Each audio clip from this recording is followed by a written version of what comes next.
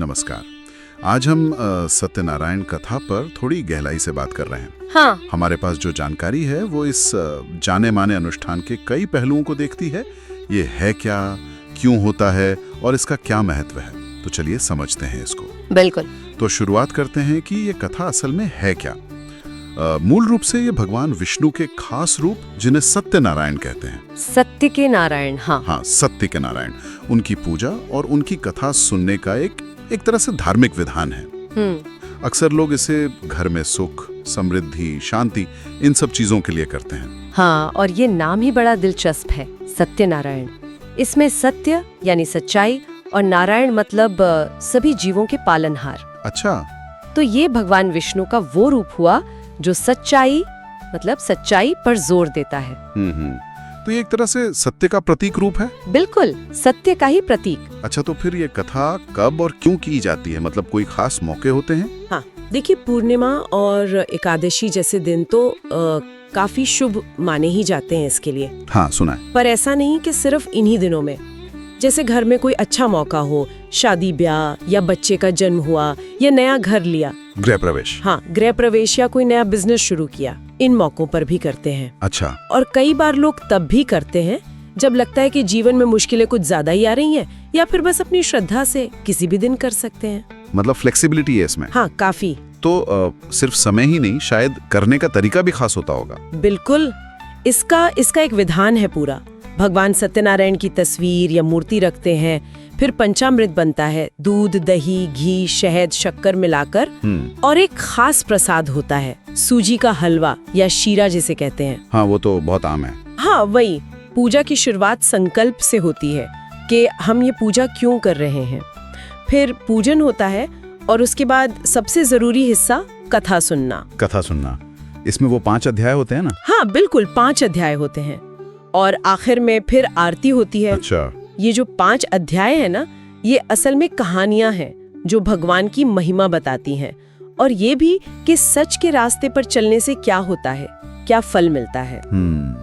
यानी कहानियों के जरिए संदेश दिया जाता है। सही, बिल्कुल। और अगर इसके मतलब मूल उद्देश्य की बात करें कि इसके पीछे का गहरा मतलब क्या है?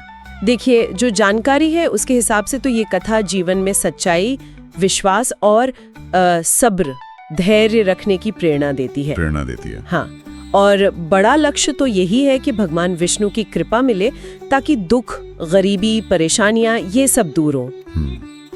सही। और अगर इन कथाओं से मिलने वाली सीख को देखें, क्या वो आज भी उतनी ही महत्वपूर्ण हैं? हाँ, बिल्कुल है। आप देखिए क्या सिखाती हैं ये कहानियां, कि जीवन में सच बोलना और सही रास्ते पर चलना सबसे अच्छा है। अगर पूरे विश्वास से, पूरे श्रद्धा से व्रत पूजा करें तो भगवान मुश्किलें जरूर दूर करते हैं। अच्छा। और एक और बड़ी बात कि आजकल की भागदौड़ वाली जिंदगी में भी भगवान को याद रखना चाहिए।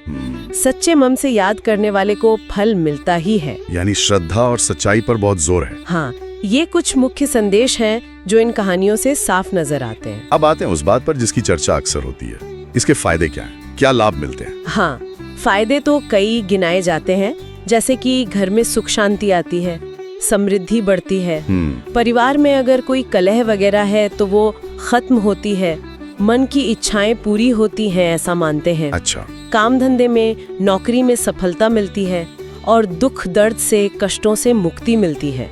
और हाँ, धार्मिक पुण्य तो मिलता ही है।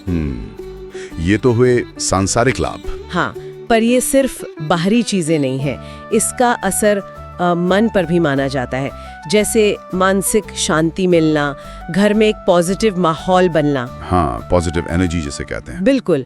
परिवार के लोगों में आपस में प्यार और एकता बढ़ती है। एक तरह से ये आत्मा को शांति देता है और हमें सही रास्ते पर, सत्य के रास्ते पर चलने की हिम्मत देता है। और वो पूर्णिमा वाली बात कि उस दिन करना खास होता है। हाँ, पूर्णिमा का दिन विशेष फलदायी माना गया है इसके लिए, शायद चंद्रमा की वजह से या किसी और कारण से, पर हाँ, पूर्णिमा का महत्व ज्यादा बताया गया है। तो अगर हम सब बातों को समेटें तो सत्यनारायण कथा सिर्फ एक पूजा पाठ की विधि ही नहीं है। नहीं, उससे कहीं ज्यादा है। हाँ, ये जीवन को देखने का एक नजरिया भी देती है। सच्चाई, श्रद्धा और एक सकारात्मकता के साथ जीने का रास्ता। ये एक तरह से आस्था के जरिए जीवन में सफलता और शांति लाने का माध्यम समझी जाती है। बिल्कुल सही कहा। ये आस्था और जीवन जीने के तरीके को जोड़ती है। यहाँ एक विचार आता है मन में। बताइए। देखिए, इस कथा में और इससे जुड़ी जो भी मान्यताएं हैं, उनमें अटूट श्रद्धा और सत्य के रास्ते पर चलने पर बहुत ज्यादा जोर है। हाँ, ये तो साफ है। तो सोचिए, अगर हम इन सिद्धांतों को मतलब सिर्फ पूजा के वक्त नहीं, बल्कि अपनी रोजमर्रा की जिंदगी में उतारें, अपनी चुनौतियों का सामना करने में, अपनी सफलताओं को संभालने में, अगर हम लगातार सच्चाई और श्रद्धा को बनाए रखें, तो ये चीज जीवन के प्रति हमारे नजरिए को, हमारे जीने के ढंग को कितना बदल सकती है। ये वाकई सोचने वाली बात है। पूजा से परे जीवन में इन मूल्यों का क्या असर हो सकता है? हाँ, बिल्कुल।